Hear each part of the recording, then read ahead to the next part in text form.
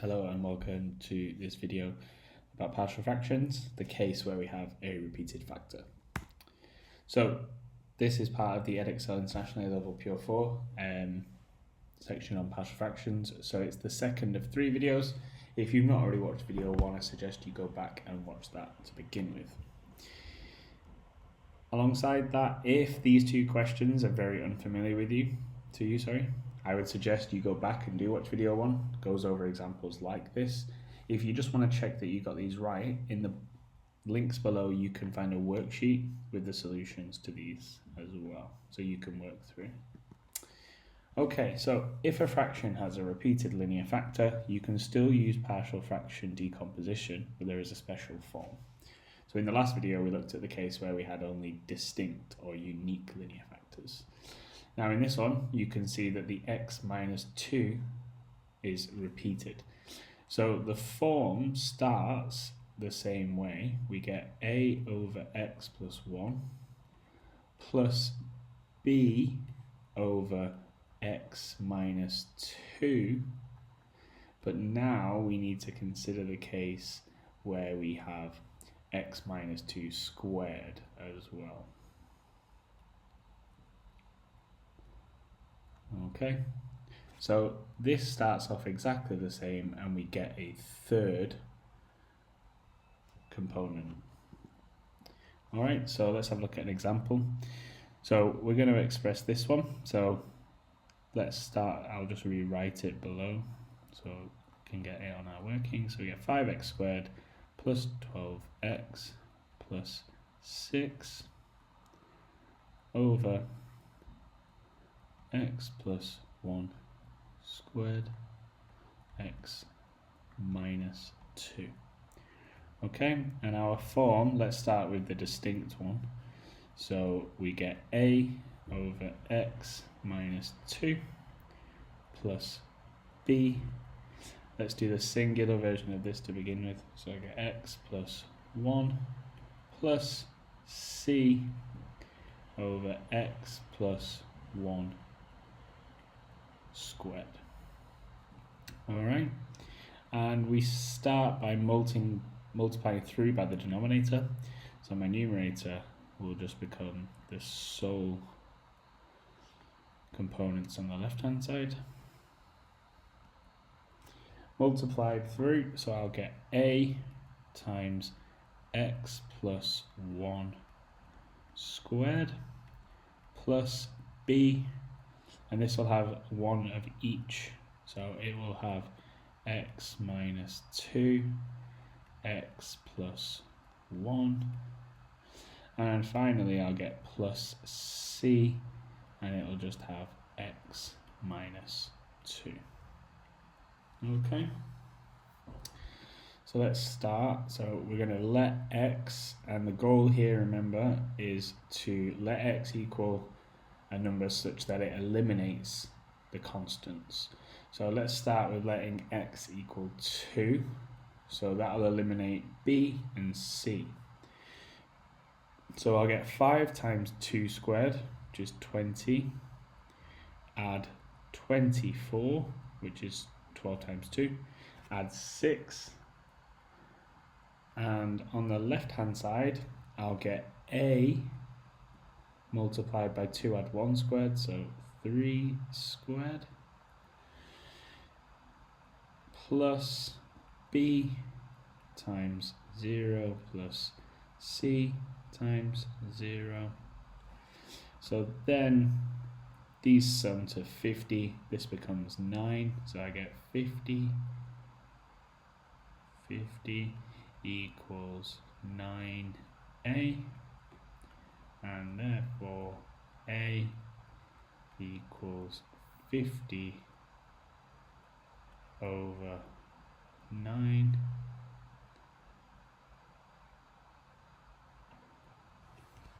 Okay, then we go to the next one. So this time we're going to say let let x equal, and this time we're going to eliminate a and b. So I'm going to let x equal minus 1. So when I put that in, the left hand side becomes 5 times minus 1 squared, so 5 minus 12 add 6, and what will happen is we'll get a times 0 plus b times 0 plus c times minus 3. So I've got 5 and 6 is 11, so I end up with minus 1 on this side equals minus 3c. Okay, so then c equals 1 over 3. Okay, now the final one, so we have a and c, but now we need to find b. Now the problem with b is it actually shares a factor with a and c. So it's got x minus 2 and x plus 1. So there's no value that I can put in that will eliminate a or c and then leave b. So we have to pick any value here. So generally we try and pick an easy one. So I'm just going to let x equal 0. So if I let x equal 0, on the left hand side, 0 add 0 and I get 6. So I get 6 equals, and I'll get a and 0 add 1 squared, so I'll just get a. I'll get b times by 0 minus 2, so I'll get b minus 2 times 1 minus 0 minus 2 times c, so minus 2c. Okay, so quite a fair few fractions happening in here now. So I'll get 6 equals, and this is 50 over 9 minus 2b minus, and c is a third, so minus 2/3. Okay, when you tidy all this up, so I'm going to put everything over 9 just so it's easier to see what's happening. So I get 54 over 9 equals 50 over 9, this becomes 6 over 9, so I get 44 over 9 minus 2b. So that means that 2b, or minus 2b rather, must be positive 10 over 9. So that means 2b is minus 10 over 9, and therefore b is equal to 5 over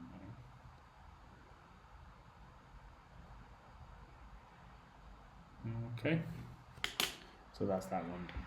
Look at example 2 now.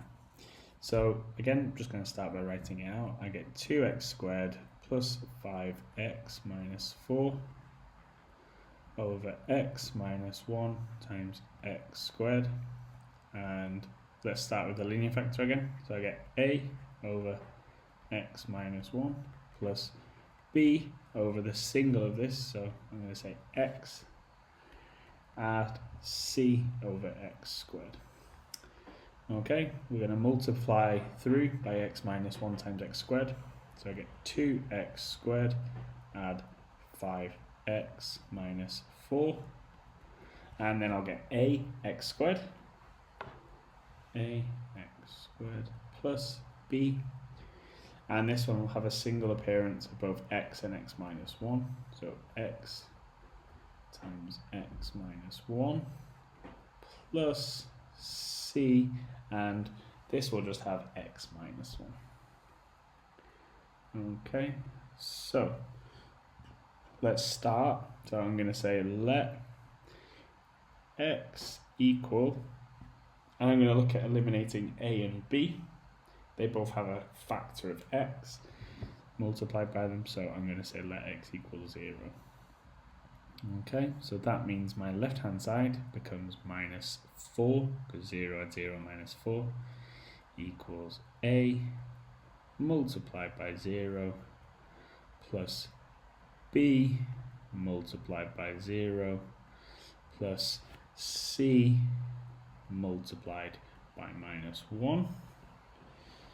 So I get negative 4 equals minus c, and therefore c equals 4. Okay, so that's the first one. Okay, right, the next one. So now I'm going to eliminate b and c. So I'm going to say let x equal 1.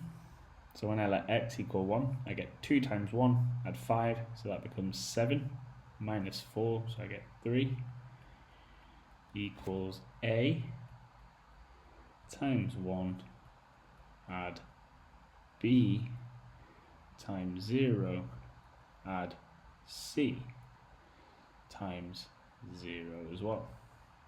So 3 equals a, and that's our answer. Okay, now the third one, like we said in the last example, we're looking for b. If I put 0 or 1 in, it'll eliminate a or c. So I have to pick a third value that isn't 0 or 1. Or, in the previous videos, we mentioned this idea of equating coefficients. So, if you look here, this has a coefficient of 2 in front of the x squared. So, if I go through, I could say that this is a coefficient of x squared, and when I multiply this through, I would get bx squared minus bx. Okay, so what I can actually do is I can compare 2 and say 2 must be the same as a plus b, because those are the coefficients of x squared on the right hand side. We're not really bothered about this bit. We could do the same thing with bx and cx actually, and 5 here, but we've already got a here. So we'll get 2 is equal to 3 add b, which would mean b equals minus 1. Alright, so different methods can be used depending on the scenario. This one, for me, felt quicker because instead of putting minus 1 in, where I have to do a calculation here, calculation here, calculation here, and a calculation here, they're not necessarily difficult, but once you've done a few of these, you'll start to spot which one might be quicker. So in the exam, that's important. Okay, so this becomes 3 over x minus 1, that's supposed to be an x, plus b is minus 1, so it's not plus, it's actually a minus. So let's write that nicely. So I get minus 1 over x, and then I'll get plus 4 over x squared. Alright, so that's the second example. Let's do one final one. So, something that looks a bit more difficult. It looks like a very different form. So there's no factors here, so we would have to factor this out. So we're going to get 3x squared plus 6x minus 4. Now, if you spot this, you can actually see straight away. I'm going to write a little aside here. This becomes x over x squared plus 4x plus 4. Okay, if this sort of thing ever comes up in an exam, you should be looking to factor this because it's asked for in partial fractions. Okay, and since you know that this is a video on repeated factors, you're probably going to be having a square somewhere. So this should be x, and then this would factor to x plus 2 squared, like so. Alright, so now we've got our factorised form that we can go out and now express this in our partial fraction form. So I'm going to start with the single occurrence, so that's the x, plus b, and my single incident of x plus 2, so x plus 2 like so, and my final fraction of c over x plus 2 squared, and that should be in a bracket. Alright, and same as all the other examples, we're going to multiply through. So 3x squared plus 6x minus 4.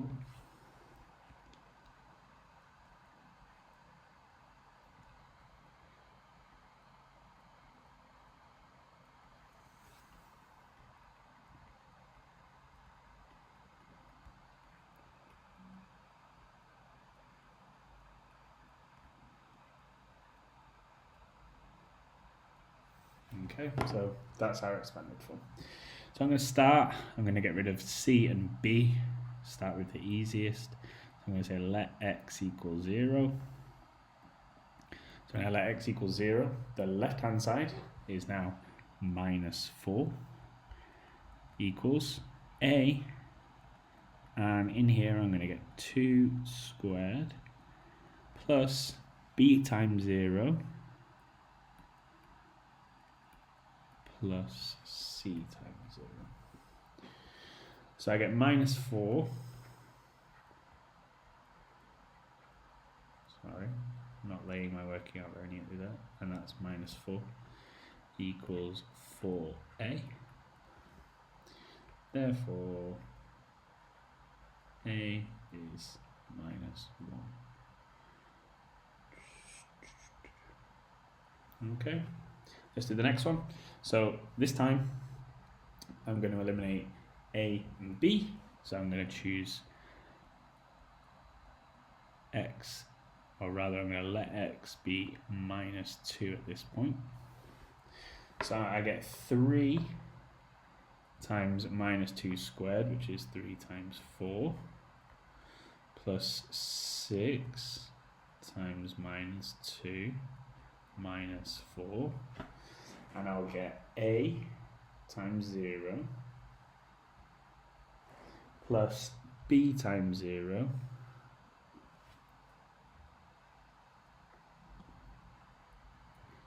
plus c times minus 2. Okay, so this is 12 minus 12, and this is minus 4. So I get minus 4. Can't seem to write the 4s in this video. Equals minus 2c. So therefore c is equal to 2. Alright, and for the third one, now, like we said, we're going to have to pick a value that isn't 0 or minus 2, or I could equate coefficients. This looks a bit much work for me. So this time I'm going to pick a value rather than equate this and expand it all out. So I could just say let x and pick a really easy value. Don't make your life harder than it has to be. So I'm going to let x equal 1. So I get 3, add 6, minus 4. So that's 3 add 6 is 9 minus 4, so I get 5. Is equal to 0 plus 2 squared, 1 plus 2 squared, which is 9a, plus b times 1 times 3, so I get 3b, plus c times 1, which is just c. So let's go and put in our values for our known numbers here. So I get 5 equals minus 9, because A is 1. C is 2, so I'm going to just change the order. So I get plus 2 plus 3B. So this is minus 7. So I can take this to this side now. I get 12 is 3B. And therefore B would be 4.